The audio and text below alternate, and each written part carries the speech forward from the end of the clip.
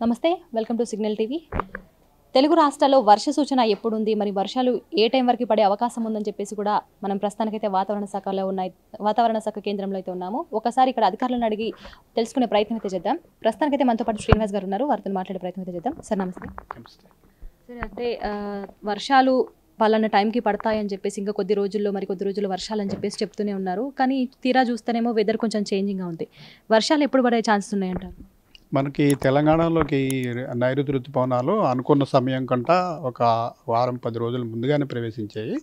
అయితే అవి ఫర్దర్గా ముందుకు వెళ్ళడానికి అనుకూల పరిస్థితులు మరింతగా లేనందువల్ల ఒక 5-6 రోజులు బట్టి పెద్దగా పురోగమనం లేదు.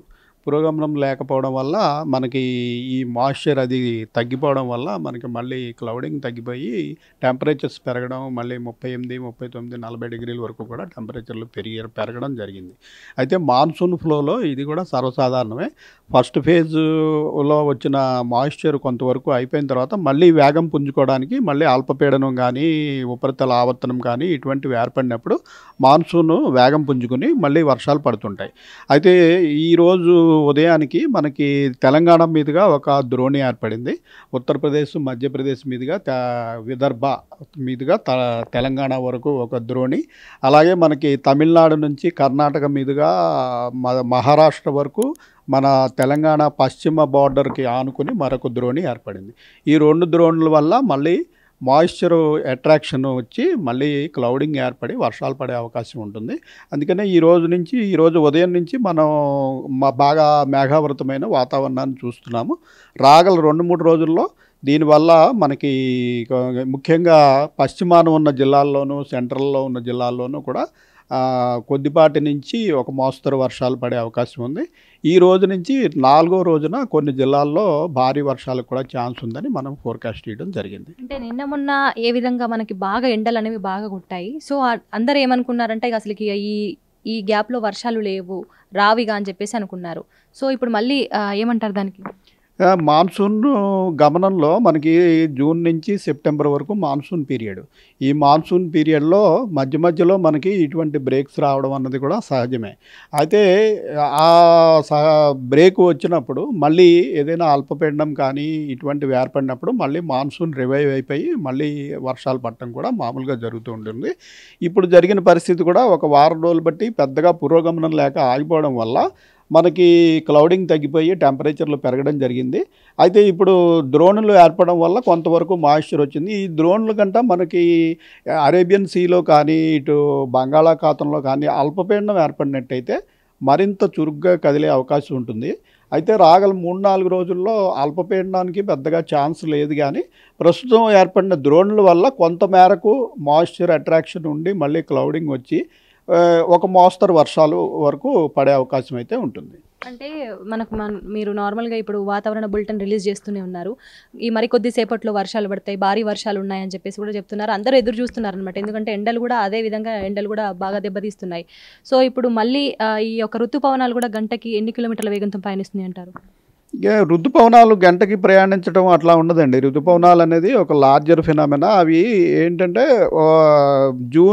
అరౌండ్ జూన్లో మనకి భారత భూభాగంలోకి ప్రవేశించాక ఒక 4 నెలల పాటు మనకి నైరుతి దిక్కు నుంచి గాలులు వస్తాయి. వాటిని ఋతుపవనాలు అంటాం. ఈ ఋతుపవనాలు మనకి దక్షిణార్ధగోళం అంటే సదరన్ హెమిస్ఫియర్ నుంచి అక్కడ పసిఫిక్ మహాసముద్ర ప్రాంతంలో ఉన్నటువంటి గాలులు ఈ భూగమనం వల్ల వాతావరణంలో వేడిమి, చలవ, ఈ లో ప్రెషరు, హై ప్రెషరు ఇటువంటి డిఫరెన్సెస్ గ్లోబల్గా ఉండటం వల్ల ఆ పసిఫిక్ మహాసముద్ర ప్రాంతం నుంచి మనకి భూమధ్య రేఖ దాటుకుని ఒక 4 నెలల పాటు ట్రేడ్ విండ్స్ అంటాం. ఈ 4 నెలల పాటు ఈ నైరుతి దిక్కులో వచ్చే గాలుల్ని మనం ఈ మాన్సూన్ అని అంటాం, ఋతుపవనాలని అంటాం.